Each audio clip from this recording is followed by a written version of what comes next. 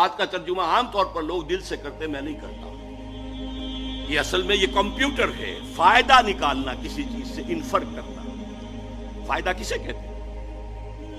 گوشت کو جب بھون دیا جاتا ہے، پانی وان نکل گیا، اسے فعید کہتے ہیں. اس کا خلاصہ نکل آتا ہے. یہ فائدہ دماغ نکالتا ہے. یہ سماعت اور بصارت ان پٹ کرتی ہے، ڈیٹا فراہم کرتی ہے.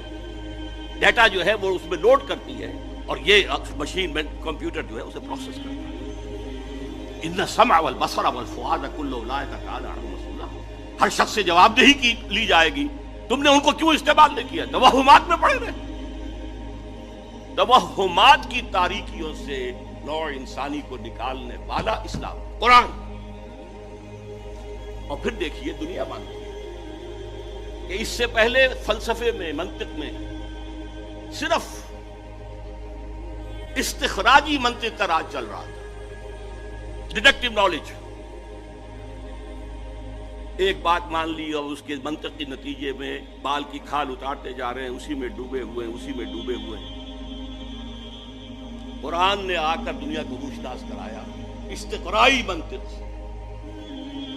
دیکھو، مشاہدہ کرو، کھول آنکھ، زمین دیکھ، فلک دیکھ، فضا دیکھ، مشرق سے ابھرتے ہوئے سورج کو ذرا دیکھ. افلا ينظرون الى الابل كيف خلقت والى السماء كيف رفعت والى الجبال كيف نصبت والى الارض كيف سطحت فذكر انما انت مذكر. دیکھو، غور کرو، سوچو، آبزرو کرو، پھر نتائج نکالو، انفر کرو. یہ استقرائی منطق، انڈکٹیو نالج، دنیا کو اس سے روشناس کرانے والا قرآن ہے. یہی انڈکٹیو نالج سائنس کی بنیاد بنا، اور سائنس انر کور بن گیا جدید تہذیب کا. اگرچہ اس کا جو ظاہر ہے، انر کور کے اوپر جو پردے لپٹے ہوئے ہیں وہ غیر اسلامی ہے. وہ کیسے وجود میں آئے اس کی بھی میں تاریخ آپ کو بتا دینا چاہتا ہوں. دیکھیے، یورپ میں یہودی انتہائی دبے ہوئے، پسے ہوئے، مستضعفین، قابل نفرت، شہروں سے باہر گھٹوس میں وہ رہتے تھے. انہیں اذیت پہنچاتے تھے عیسائی، اور صحیح بات تھی. عیسائی جسے اپنا خدا مانتے، خدا کا بیٹا مانتے، وہ کہتے وہ حرامزادہ تھا، باسٹرڈ، سن آف مین، ولد الزنا، جادوگر تھا، کافر تھا، مرتد تھا، واجب القتل تھا. اسی لیے ہم نے اسے سولی پر چڑھوایا. یہ دوسری بات ہے کہ اللہ نے کیا کیا اور کب انہیں اٹھایا. انتہائی پرسیکیوٹڈ کمیونٹی، اور سب سے زیادہ شدید پرسیکیوشن اسپین میں تھی، جو بہت گہرا کیتھولک ملک ہے. یہی وجہ ہے کہ یہودیوں نے مسلمانوں کی مدد کی اسپین کو فتح کرنے. راستے بتائے محمد طارق ابن زیاد. نتیجہ کیا نکلا کہ مسلمانوں نے انہیں سر پر بٹھایا، ان کی عزت کی، احترام کیا، تکریم کیا. ایک وقت میں وزیر اعظم جو ہے سلطنت ہسپانیہ کا یہودی تھا. یہ یہودی جو ہے، انہوں نے وہاں بیٹھ کر یورپ کی پیٹھ میں چھرے کھونپے، عیسائیوں سے بدلے لیے. کہ جو لڑکے آتے تھے فرانس سے، جرمنی سے، اٹلی سے، یہ تینوں ملک قریب پڑتے ہیں، وہ پڑھنے کے لیے آتے تھے. کارڈووا کی یونیورسٹی، قرطبہ کی، گریناڈا، کرناٹا، ٹولیڈو، دلیتوا، یہاں سے پڑھ کر جاتے تھے. اور یہاں یہودی ان کے اندر کچھ اور زہر کے انجیکشن بھی لگاتے تھے، اسلام کی روشن خیالی پر اور اوپر روشن خیالی. اب یہ روشن خیالی کا لفظ میں انورٹڈ کامات میں بول رہا ہوں. اسلام کے تصور حریت پر مزید ردا، اسلام کے نظریہ مساوات مرد و زن پر مزید ردا. یہ ردے یہودیوں نے اسپین میں بیٹھ کر، اور آپ کو معلوم ہوگا بن گوریون نے کہا ہے the golden era of our diaspora was Muslim Spain. اس نے یہ کہا، یہ ڈائسپورا سن 70 عیسوی سے شروع ہوا تھا. سن 70 عیسوی سے، جبکہ جو ٹائٹس رومی جنرل تھا اس نے گرایا ان کا سیکنڈ ٹیمپل، 1,33,000 یہودی ایک دن میں قتل کیے، اور پھر وہاں سے نکال دیا، بھاگ جاؤ یہاں سے. ڈائسپورا اب وہ دنیا میں منتشر ہو. اس ڈائسپورا کا بن گوریون کہتا ہے the golden period of our diaspora वास मुस्लिम स्पेन। जैसे इन्होंने मुसलमानों की पीठ में खंजर घोंपा, एक यहूदी अब्दुल्ला इब्न सबा ने वो फितना उठाया जो आज तक सुन्नी और शिया के इख्तिलाफ की सूरत में, अब तो खून भी बह रहा है, इससे पहले खून नहीं बहता था। ये सारा एक शख्स, वो यहूदी फितनागर, ये यहूदी फितनागर अल्लामा इकबाल की इस्तिलाह है। और जिसे बनूक के बारे में कहा गया, बैंक क्या है? फिक्र चालाक यहूद। ये दोनों चीजें जो है, मुसलमानों में तकसीम और ईसाइयों में प्रोटेस्टेंट और कैथोलिक की तकसीम यहूदियों के पैदा की। आजादी इस्लाम ने दी। वो जो इकबाल कहता, हर को जा बीनी जहाने रंगबू ताकि अज खाकश बरोयद आरजू या से नूरे मुस्तफा उरा बहाश या हुनूद अंदर तलाशे मुस्तफा। तुम दुनिया में कहीं खैर देखोगे, खूबी देखोगे, भलाई देखोगे, तो आला कदर देखोगे, यहां भी देखोगे या नूरे मुस्तफा से मांगा गया है, उधार लिया गया, मुस्तान, और या अभी इंसान मुस्तफा की तलाश में आगे बढ़ रहा है। ये डायलेक्टिकल प्रोसेस जो है, हिस्टोरिकल, ये जिस रुख पर बढ़ रहा है वो लाजमन उसकी मंजिल इस्लाम है। आजादी उन्होंने इसे आगे बढ़ाया, अल्लाह से भी आजादी। ये नहीं कि तबीज़ बंदा वाक़ा फसाद आदमियत, सिर्फ ये नहीं, अल्लाह से भी आजाद, मादर पिदर आजाद, मुसावात मर्दोजन, फैमिली सिस्टम को तबाह करने के लिए औरत को भी मर्द बना दो, ले आओ माशी मैदान के अंदर ले आओ, घर से निकालो। हालांकि खानदानी निजाम एक ऐसा निजाम है कि उसका एक सरबराह हो सकता है, दो तो बराबर के सरबराह नहीं हो सकते। टूटे ही टूटे, बर्बाद हो ही हो। मैनेजिंग डायरेक्टर एक बनाएंगे, डायरेक्टर 100 रख लीजिए, लेकिन इसको तोड़ा। इसी तरीके से जो अभी कहा गया कि ये जो कुत्ता है ये फर्क नहीं करता बेटी, माँ और बीवी के अंदर, ये हम क्यों करते हैं? प्यास है लगती है, जहां से पानी मिलता है हम ले लेते हैं। खामखा जो है हमारी जिनसी जो प्यास है उसके लिए कत्ल नहीं।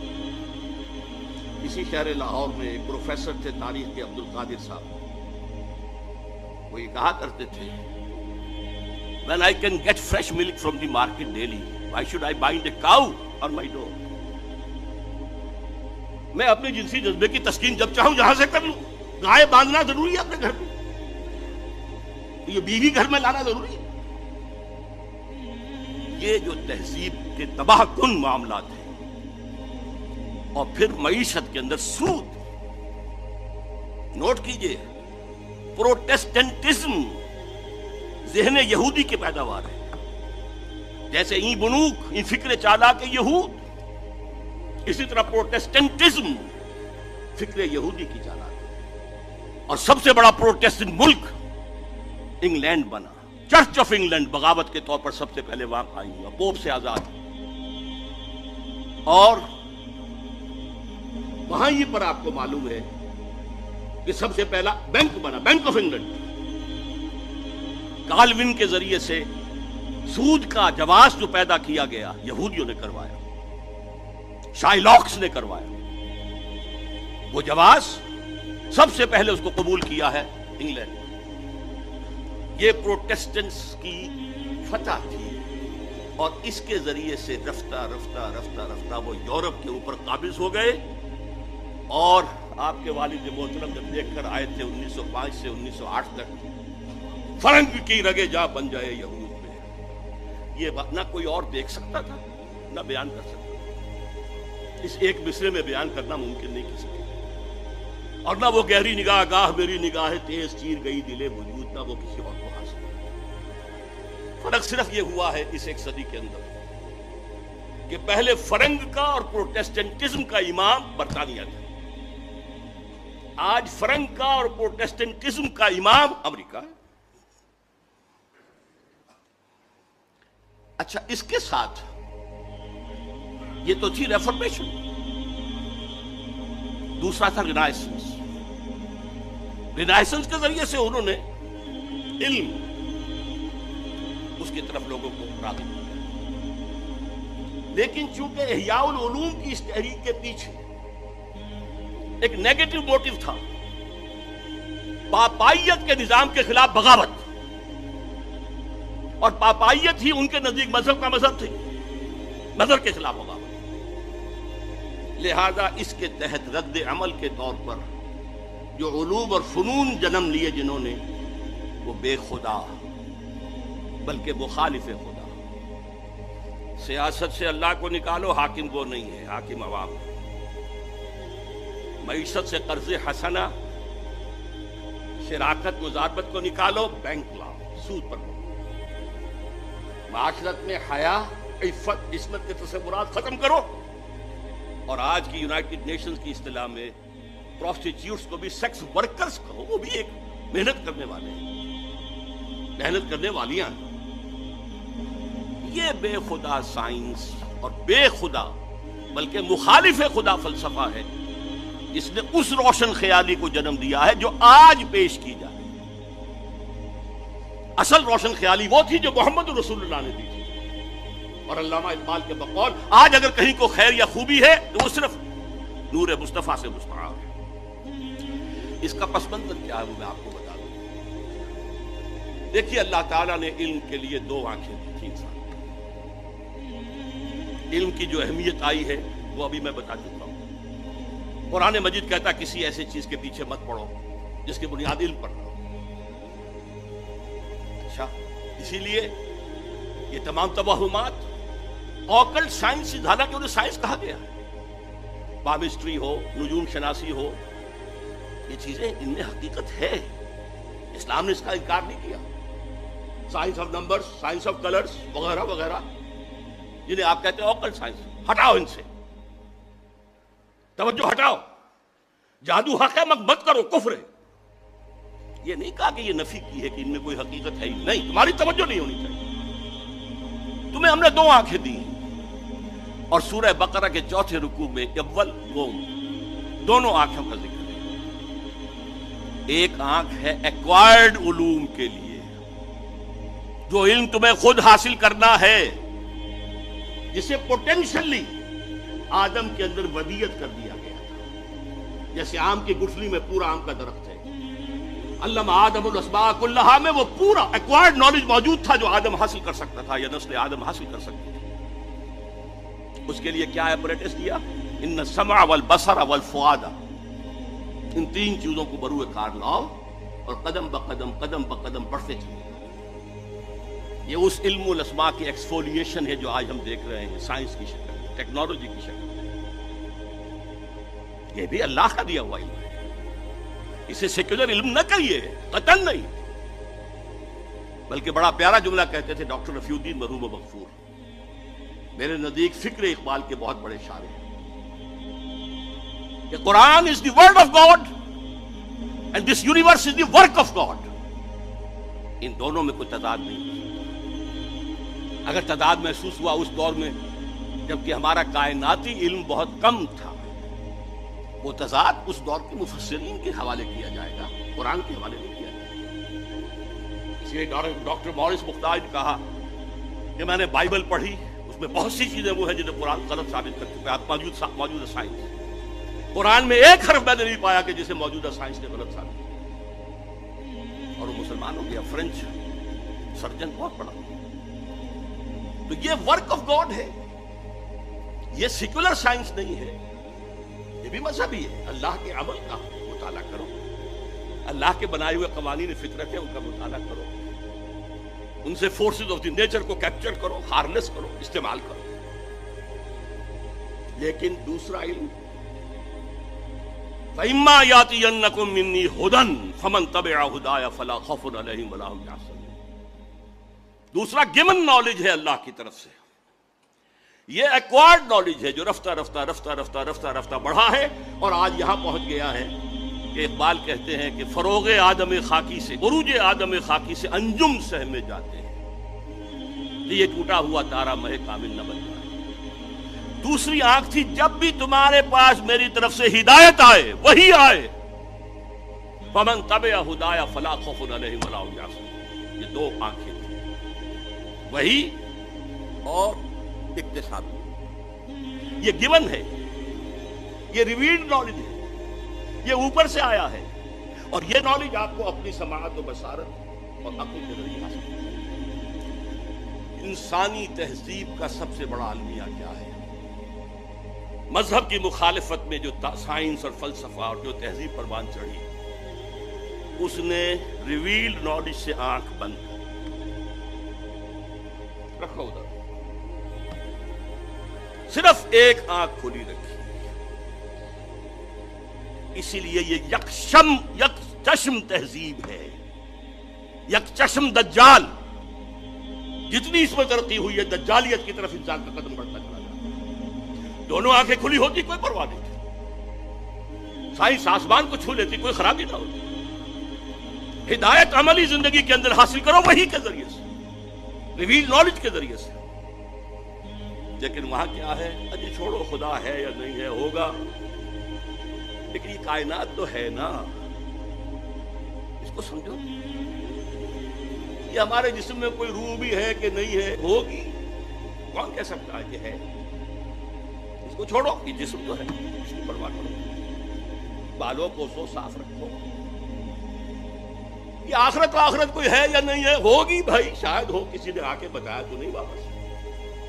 یہ دنیا تو ہے، اسے بناؤ، حاصل کرو، آسائشیں لو، بہبود بھی کرو لوگوں کی، لیکن ساری توجہ دنیا پر، روح کی بجائے جسم پر، اللہ کی بجائے کائنات۔ یہ صرف شفٹ آف ایمفیسس ہے جس نے کہ تہذیب، تمدن، فکر، فلسفہ سب کا رخ بدل دیا، یک چشمی بنا دیا۔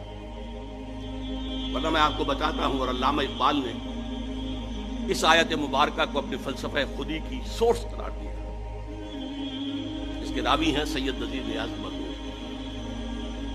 علامہ نے کہا میرے فلسفہ خودی کی سورس سورہ حشر کی آیت ہے، وَلَا تَكُونُوا كَالَّذِينَ نَسُوا اللَّهَ فَأَنسَاهُمْ أَنفُسَهُمْ أُولَٰئِكَ هُمُ الْفَاسِقُونَ۔ ان لوگوں کے مانند نہ ہو جانا جنہوں نے اللہ کو بھلا دیا تو اللہ انہیں اپنے آپ سے غافل کر دیا، یہی فاسق ہے۔ یہ اپنا آپ کون سا ہے جس سے انسان غافل ہوتا ہے؟ کیا اپنے پیٹ سے کوئی غافل ہے؟ کوئی اپنے جسم سے غافل ہے؟ تھوڑا سا چھالا نکلا ہے انگلی میں تو دوڑتے ہیں ڈاکٹر کے پاس، دانت میں درد ہو تو جا کر ڈینٹسٹ کو رات کے 1 بجے بھی آپ اس کے گھر پر دروازہ توڑ دیں گے۔ لیکن روح ہے یا نہیں، اس سے ہم بے پرواہ۔ وَلَا تَكُونُوا كَالَّذِينَ نَسُوا اللَّهَ فَأَنسَاهُمْ أَنفُسَهُمْ۔ انہوں نے اللہ کو بلایا تو اللہ نے انہیں اپنے آپ سے غافل کر دیا۔ اسی کا کانورس ہے جو بعض صوفیہ کا قول ہے، من عرف نفسہ فقد عرف ربہ۔ جس نے اپنے آپ کو پہچان لیا اس نے خدا کو پہچان لیا۔ اس لیے کہ ہمارے اندر وہ ڈیوائن اسپارک ہے، وہ روح ملکوتی ہے، وَنَفَخْتُ فِيهِ مِن رُوحِي، جسے قرآن 2 جگہ کہہ رہا ہے، اللہ کی اپنی روح اس میں سے پھونکا۔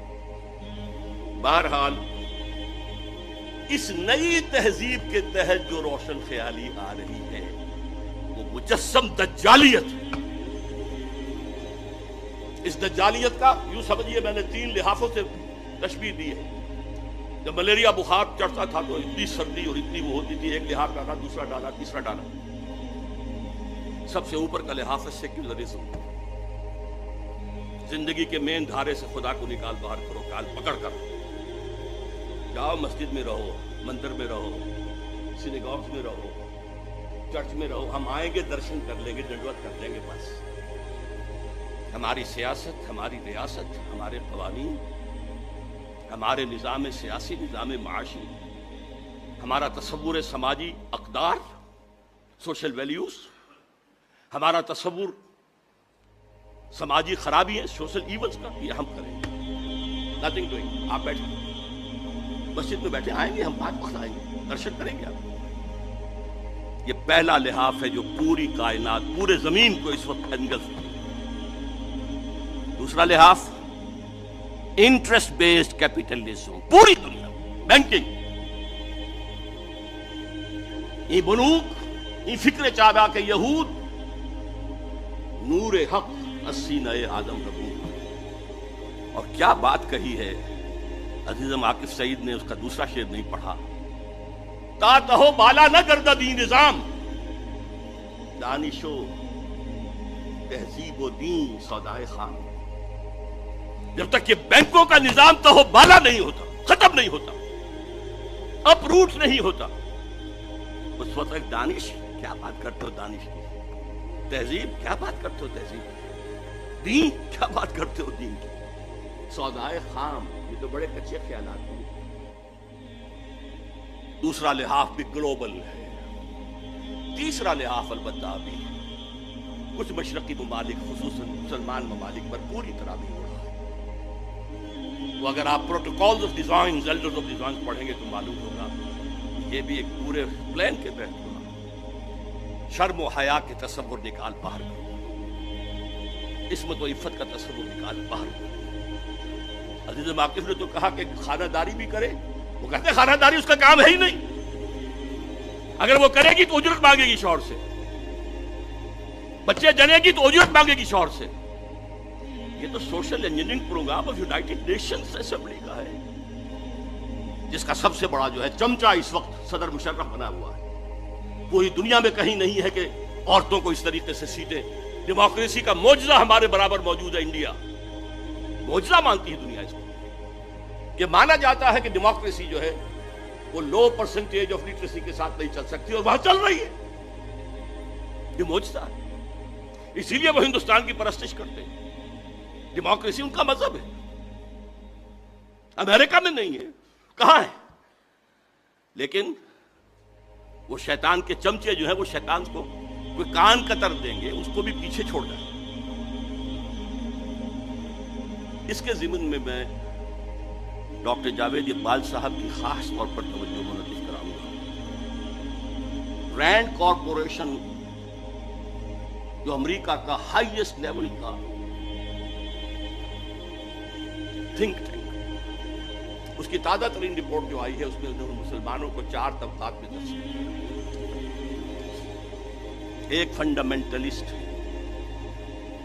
جو اسلام کو صرف مذہب نہیں سمجھتے، نظام سمجھتے، دی پولیٹیکو سوشو اکنامک سسٹم، یہ ہماری ہٹ لسٹ پر نمبر 1 ہے، انہیں ہم نے ختم کرنا ہی کرنا ہے، یہ ہمارے دشمن ہیں۔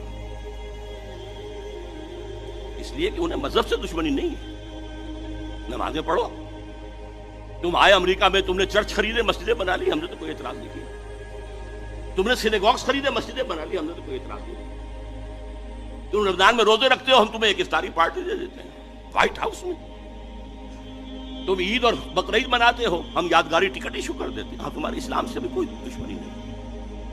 ہاں Islam is a political social economic system, جسے پولیٹیکل اسلام کہتے ہیں، یہ ہمارا دشمن ہے، اور اس کی وجہ صاف ہے۔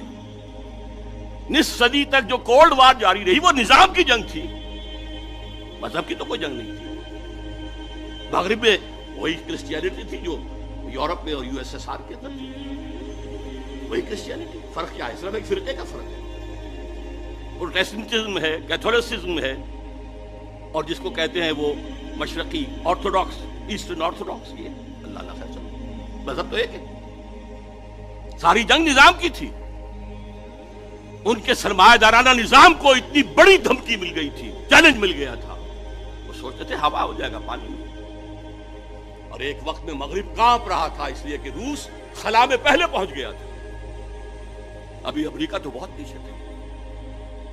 بہرحال جنگ ان کی ہے ان فنڈامنٹلسٹ سے جو اسلام کو دین سمجھتے ہیں، مذہب بھی ہے، عقائد بھی ہیں، عبادات بھی ہیں، رسومات بھی ہیں، یہ جو 3 ایسنشل کانسٹیٹیوئنٹس ہیں مذہب کے، کلاسیکل مذہب وہ بھی ہے، لیکن یہ پولیٹیکل سسٹم بھی ہے، اکنامک سسٹم بھی ہے، سوشل سسٹم بھی ہے، 3 جمع 3 بن کر 6 بن۔ دوسرا طبقہ انہوں نے کہا یہ ہے جن کو ڈاکٹر صاحب نے کہا روایت پسند، یہ کون لوگ ہیں؟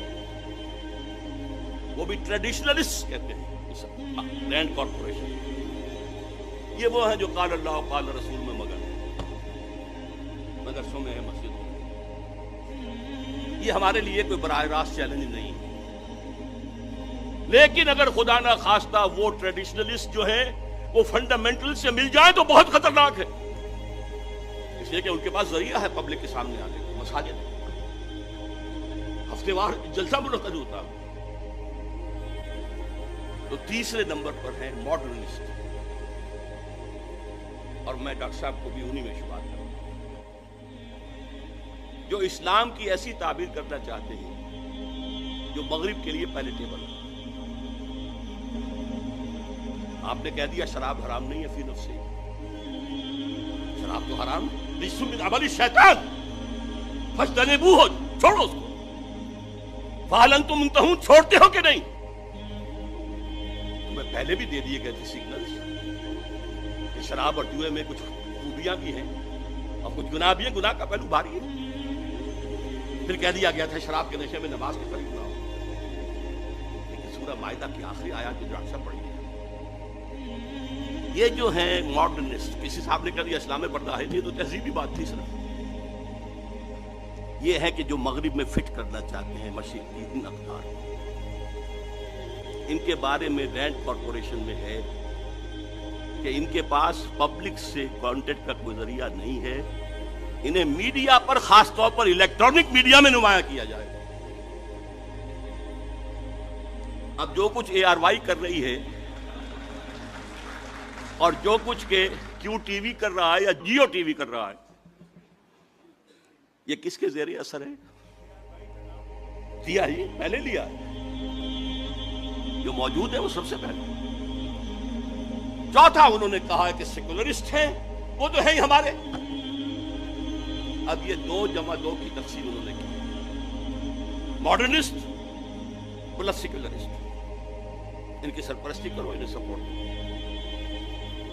اور فنڈامنٹلسٹ اور ٹریڈیشنلسٹ، ان دونوں کو دباؤ۔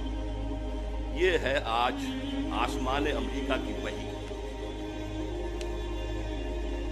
اب یہ تو میں نے آپ کے سامنے عرض کر دیا کہ یہ جدید روشن خیالی کی جڑ کہاں سے، انلائٹنمنٹ سے جو شروع ہوا، اس کا ایک جز جو انر کور قرار دیا ہے اس علامہ اقبال نے، اگرچہ اس کا ظاہر کچھ اور ہے، نظر کو خیرہ کرتی ہے چمک تہذیب حاضر کے یہ صناعی، مگر جھوٹے نگوں کی ریزہ کاری، اور خیرہ نہ کر سکا مجھے جلوہ دانش فرنگ، سرما ہے میری آنکھ کا خاک حجاز و حول قدس۔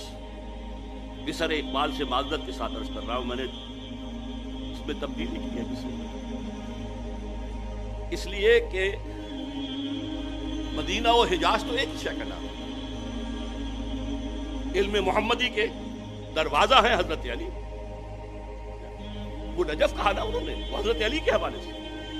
میں کہہ رہا ہوں ان میں واو عطف نہیں آ سکتا، وہ تو ایک وحدت ہے۔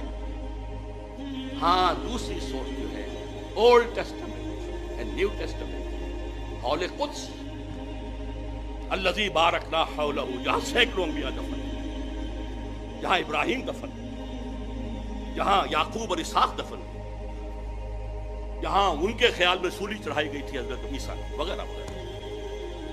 تو میں نے اس میں ترمیم کی ہے، اور مجھے امید ہے میں کوئی علامہ اقبال کے کلام کا یا پیغام کا ماہر ہونے کا دعویٰ نہیں کرتا، البتہ ان کے آخری زمانے کی ایک نظم، اس کے آخری شعر کا مصداق میں خود کو بھی سمجھتا ہوں۔ چنگ را گیرے از دستم کہ کار از دست رفت، نغمام خوگشت و از رگھائے ساز آید برو۔ لوگوں مجھ سے یہ ستار، یہ چنگ لے لو، میں اپنی انگلیوں سے جو اس کو چھیڑ رہا تھا تاروں کو، اب ہاتھ کا کام پورا ہو گیا ہے، اب میرا نغمہ اس ستار کی تاروں کے اندر خون بن کر گردش کر رہا ہے، اور اس کی رگوں سے، اس کے تاروں سے خود بخود نکلے۔ میں اپنے آپ کو یکے از رگ ہائے فکر اقبال سمجھتا ہوں، یکے چنگ را گیرے از دستم۔ اور ڈاکٹر صاحب سے میں پھر عرض کروں گا کہ جو ریکنسٹرکشن اور علامہ کی شاعری کا فرق ہے، اس کے لیے یہ بات بھی نوٹ کر لیجیے کہ لیکچرز میں وہ مہدی کا تصور اور مسیح اور اس کا تصور کہتے ہیں کہ یہ امیجین اثرات ہیں اسلام۔ اصل میں لیکچرز کا موضوع ہے عقل، بعض چیزیں عقل میں نہیں آتی، فلسفہ تو عقل کی حدود سے باہر نہیں جائے، لیکن ان کی شاعری الہامی تھی۔ اس بات کو کہا تھا اشفاق احمد صاحب نے تلقین شاہ کہ شاعری والا اقبال رات کا اقبال تھا جس میں اسے الہام ہوتا تھا، اور ریکنسٹرکشن والا اقبال دن کا اقبال تھا جو اپنے عقل سے کام کرتا تھا۔ تو مہدی کا تصور کی اس طرح کی نفی، لیکن یہ شعر جس کا آخری شعر میں نے آپ کو جس نظم کا سنایا اس کا پہلا شعر کیا ہے؟ خضر وقت از خلوت دشت حجاز آید برون، کارواں زیں وادی دور و دراز آید برون۔ خضر وقت مہدی دشت حجاز سے باہر آئے۔ اس میں سنی اور شیعہ دونوں تصور آ گئے۔ شیعوں کے نزدیک حضرت مہدی 12ویں امام تھے جو وہ ظاہر ہوں گے، اور سنیوں کے نزدیک حضرت ام سلمہ کی حدیث ہے کہ خلیفہ کے انتقال کے بعد خانہ جنگی ہو جائے گی اور ایک شخص کی طرف لوگ دیکھ رہے ہوں گے رہنمائی کے لیے، اور وہ اس سے گریز کرتا ہوا مدینے سے بھاگ کر مکے میں چھپ جائے گا، لوگ وہاں سے تلاش کریں گے، نکالیں گے تو نکالیں گے۔ خضر وقت از خلوت دشت حجاز آیت برو، کارواں زیں وادی دور و دراز، یہ وادی سندھ جس کا ایک حصہ افغانستان ہے، مشرقی افغانستان، دوسرا حصہ یہ پاکستان ہے، یہاں سے نکلے گا جو حضور کی حدیث کے مطابق یخرج ناس من المشرق یوطئون للمہدی، یعنی سلطان، مشرقی ملک سے ایک فوجیں آئیں گی جو مہدی کی حکومت کو قائم کریں گی۔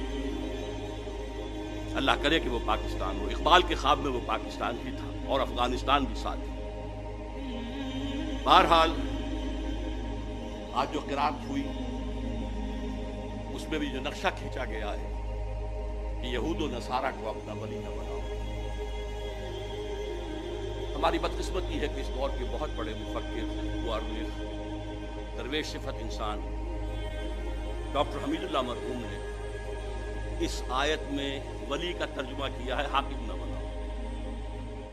حیران، عربی کے بہت بڑے ماہر، لیکن میرے نزدیک یہ آیت قرآنی وَمَن نُعَمِّرْهُ نُنَكِّسُ فِي الْخَلْقِ، جس کی عمر زیادہ کر دیتے اس کی عقل اولی کر دیتے، تخلیقی صلاحیتیں کم کر دیتے، وہ اولیاء کا ترجمہ حاکم کہہ رہا ہے۔ اچھا، حاکم کوئی کسی کو خود بناتا؟ انگریز آئے تھے تو ہم نے بنایا تھا؟ وہ تو آئے تھے اپنے زور زور سے آئے تھے۔ یہ ولی کا ترجمہ ہے، جمع ہے اولیاء میں، ساتھی نہ بناؤ، ہمدرد نہ بناؤ، سہارا نہ بناؤ، پشت پناہ نہ بناؤ، دوست نہ بناؤ، رازدان نہ بناؤ، یہ اس کا تو واقعتاً اس وقت ہم یہود و نصارہ کے اندر جو آیت میں الفاظ آئے تھے یسارعون فی الخیر فیہم، کچھ لوگ ہیں گھسنا چاہتے ہیں ان کے اندر، ان کی تہذیب میں، ان کے تمدن میں، ان کے نظام میں گھسنا چاہتے ہیں، اور کہتے کیا ہیں جیسے کہ کہا تھا 11 ستمبر 2001 کو صدر مشرف نے، جو میں نے اپنے کانوں سے سنا پھر 16 ستمبر 2001 کو، اگر ہم اس وقت ساتھ دیں گے امریکہ ہماری ایٹمی صلاحیت کی بھی حفاظت کرے گا، کشمیر کا مسئلہ حل کرا دے گا، نہیں تو یہ سارے معاملہ ابھی ختم ہو۔ ان یصیبنا دائرہ، کہ ہم پر کوئی مصیبت نہ آ جائے، ڈر رہے ہیں۔ وہ ڈر کیوں رہے ہیں؟ اللہ پر یقین نہیں، اللہ کی مدد کا احساس نہیں، آئے گی نہیں اللہ کی مدد۔ تم اللہ سے جنگ کر رہے ہو، مدد کیسے آئے؟ لہذا ان میں گھس رہے، لیکن اس کے مقابلے میں جو ایک جماعت کا نقشہ پیش کیا گیا ہے، من یرتد منکم عن دینہ فسوف یأتی اللہ بقوم یحبهم ویحبونہ، اور وہ اس کی راہ میں جہاد کریں گے، اللہ اس سے محبت کرے گا، وہ اللہ سے محبت کریں گے، اور وہ کافروں پر سخت ہوں گے، اہل ایمان پر نرم، اللہ کی راہ میں جہاد کریں گے۔ اللہ تعالی ہمیں وہ جماعت بننے کی توفیق عطا فرمائے۔ ان دونوں آیتوں کا تعلق جو ہے اگلی آیات سے وہ یہ ہے۔ مولانا فاروقی صاحب نے حضرت عائشہ کا شعر کا جو ایک مصرع مجھے یاد رہ سکا ہے، وہ لیسا لشمسنا لمحا غروب، سارے دنیا میں یہ بھی ہے، سورج ہے وہ غروب ہو جاتا ہے، ہمارا سورج کبھی غروب، وہ ہے محمد رسول اللہ صلی اللہ علیہ وسلم۔ اقبال کی زبان میں سنا چکا ہوں، ہر کجا بینی جہانے رنگو ہوں جہاں کے از خاکش بروید آرزو، یاد نور مصطفیٰ اورا بہاست یا ہنود اندر تلاش مصطفیٰ است۔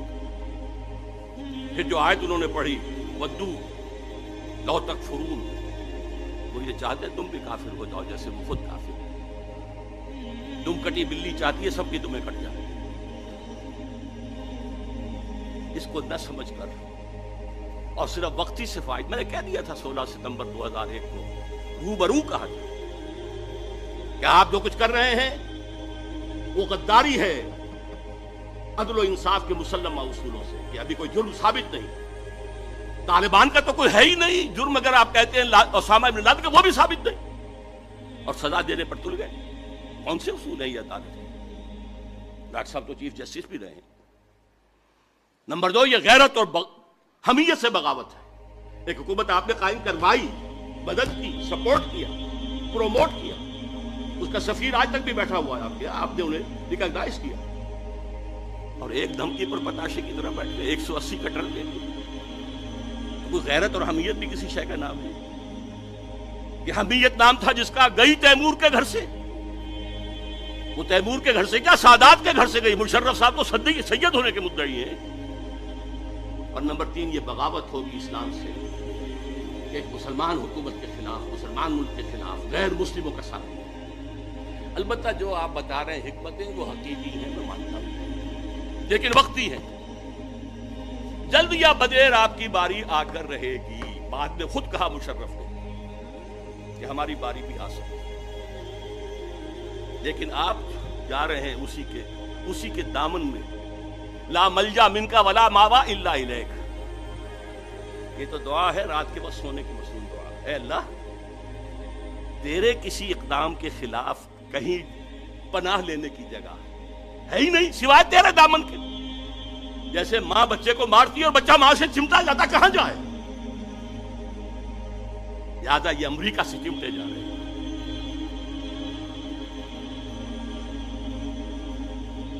انجینئر سلیم اللہ خان صاحب نے جو بات کہی، روشن خیالی کا نفاذ، یہ ہے اصل بات جو اس وقت اس حکومت کے تحت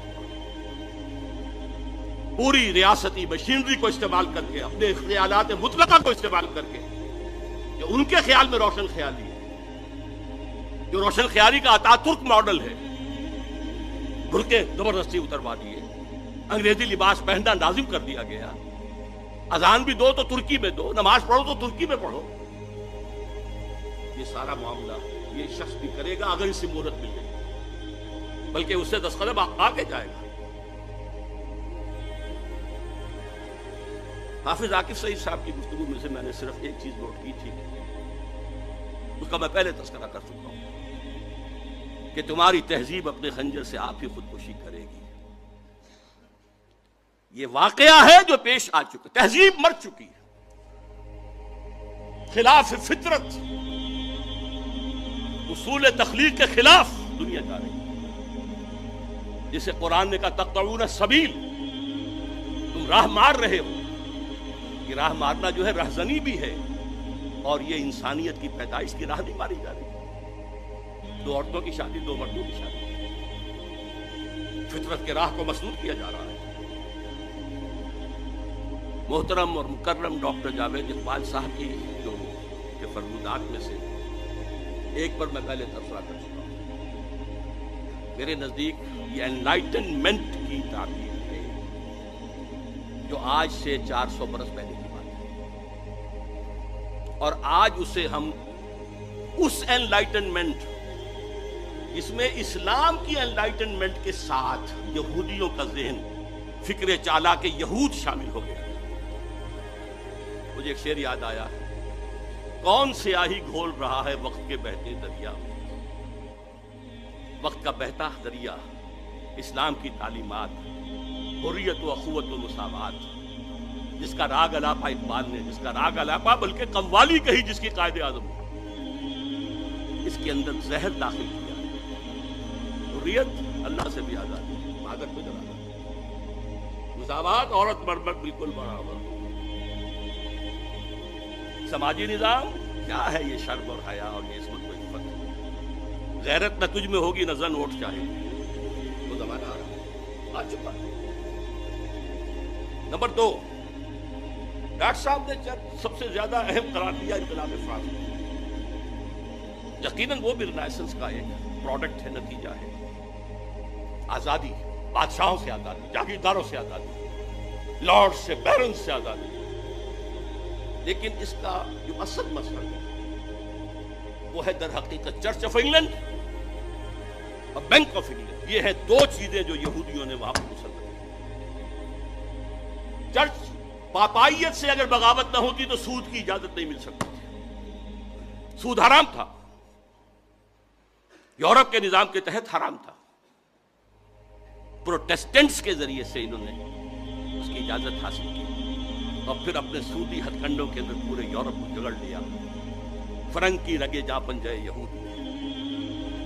بینک آف انگلینڈ۔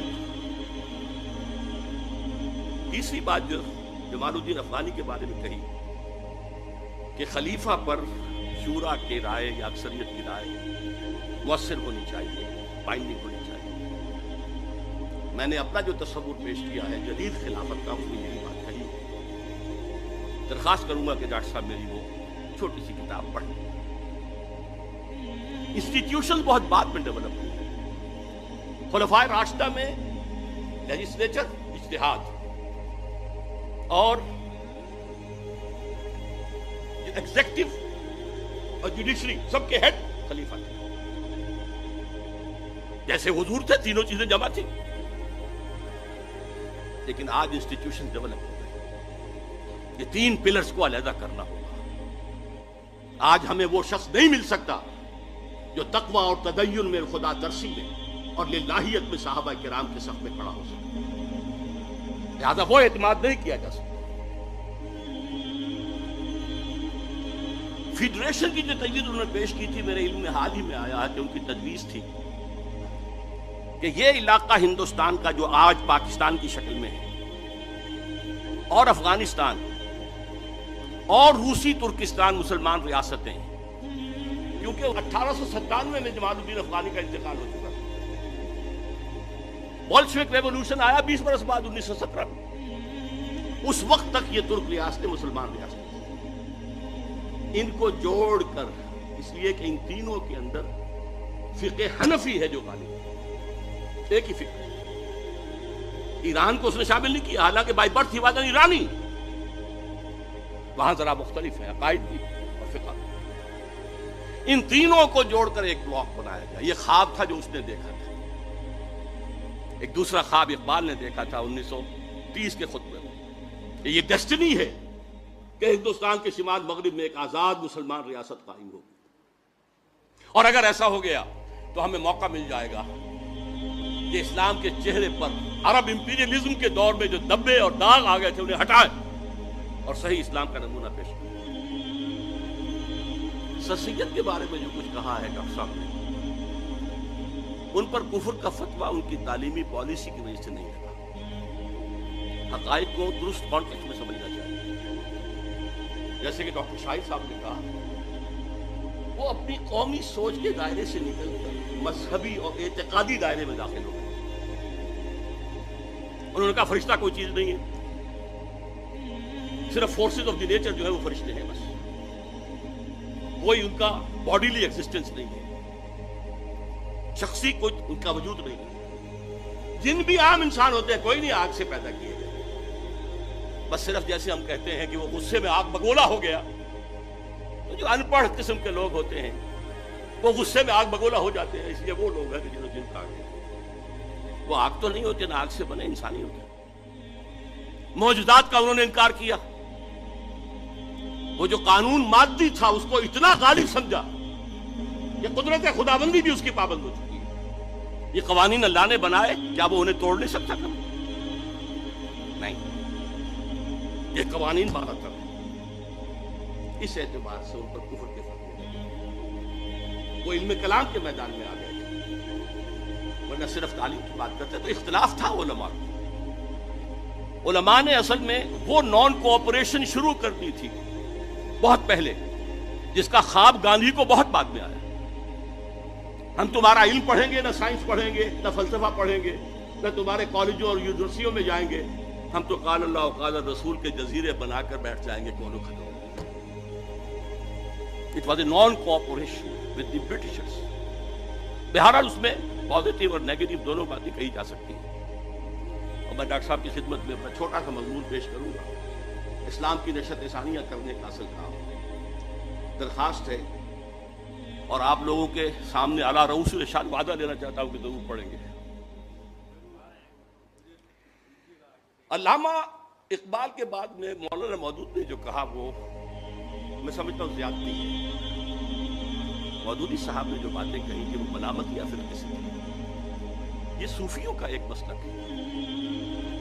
بعض صوفی جو للہیت میں اتنے گزر جاتے تھے، غلو، کہ لوگ کہیں ہمارے عقیدت مند نہ ہو جائیں. عقیدت مند ہو جائیں گے تو ہمارے ہاتھ چومیں گے، ہمارے پاؤں چومیں گے، شخصیت پرستی آ جائے گی، اور یہی بت پرستی کی بنیاد ہوتی ہے. تو وہ خلاف شرع کا عمل اعلان کرتے تھے تاکہ لوگ ہم سے متنفر ہو جائیں، ہمارے پاس نہ آئیں، بیٹا سلون ہمیں رہنے دیں. اس میں کوئی توہین کا پہلو بالکل نہیں تھا. علامہ اقبال کے خطبہ الہ آباد میں جو قومیت کی بحث ہے اس کو تو عام کیا ہی مودودی نے. مسئلہ قومیت نامی کتاب لکھ کر. علامہ کا خطبہ تو آج بھی لوگ پڑھیں تو سمجھ نہیں سکتے، فلسفیانہ بحث ہے، لیکن اس کو عام کیا ہے. مسئلہ قومیت کے نام سے کتاب جو ایک زمانے میں مسلم لیگیوں کے آنکھ کا تارا تھی اور ہزاروں لاکھوں اس کے جو ہے تقسیم کیے. البتہ بعد میں ان کا اختلاف تھا کہ قیادت ایسے لوگوں کے ہاتھ میں آ رہی ہے جسے آپ نے بھی کہا کہ وہ سیکولر مائنڈڈ تھے، پریکٹسنگ مسلم نہیں تھے، تو اس سے اسلامی ریاست قائم نہیں ہوگی، ایک مسلم نیشن سٹیٹ اور وجود میں آ جائے گی، اور یہ بات سچی ثابت ہوئی ہوگی. بہرحال میں سمجھتا ہوں زیادتی ہے ان کا ذکر ان علماء کے ساتھ کرنا. ہاں مولانا مدنی رحمۃ اللہ علیہ، اسی طریقے سے مولانا نجم الدین اصلاحی یا عطا اللہ شاہ صاحب بخاری، اور ریکنسٹرکشن کے بارے میں یہ کہ یہ شورائی جو یہ سوڈانی عالم نے کہا کہ یہ کفریات ہیں، یا سلیمان ندوی صاحب نے کہا کہ یہ کتاب نہ لکھی جاتی تو بہتر تھا. ابو الحسن ندوی کو آپ نے پوتا قرار دیا ہے سید احمد بریلوی کا. وہ کئی پشتوں میں جا کر نواسے بنتے ہیں. سید احمد بریلوی کا بیٹا تو کوئی تھا ہی نہیں، اور وہ بھی براہ راست نواسے نہیں، کئی پشتے. وہ تو بہت پرانے، بہت زیادہ زمانے کا جو ہے ان کے درمیان وقفہ ہے. پھر میں آپ سے ایک بات اور عرض کروں گا. مسلم لیگ کی اصل قیادت یقیناً سیکولر لوگوں کی تھی، غیر عالم لوگ تھے. اب ڈاکٹر شاہد مسعود صاحب انہیں خام خواہ عالم بنانا چاہیں تو وہ عالم نہیں بن جائیں گے. اقبال عالم تھا، اس کی ابتدائی تربیت علامہ میر حسن کے تحت ہوئی تھی.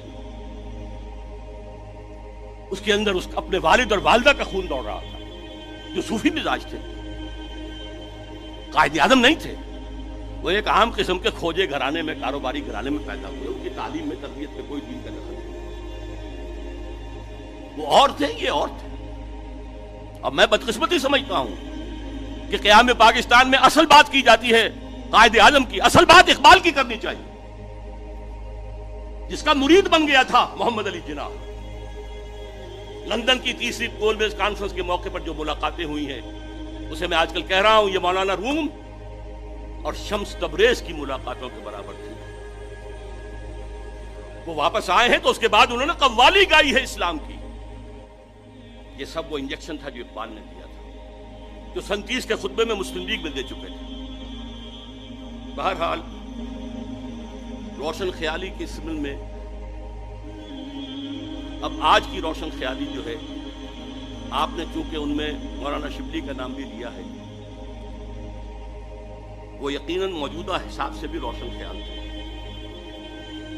انہوں نے آپ کے والد مرحوم کو بھی ایک خاص پہلو سے غلط راستے پر ڈالا، گمراہ کیا، اگرچہ علامہ اقبال وہاں تک نہیں پہنچے. اس پر ایک پورا مقالہ لکھا جا چکا ہے اور میں اس کا بڑا احسان سمجھتا ہوں.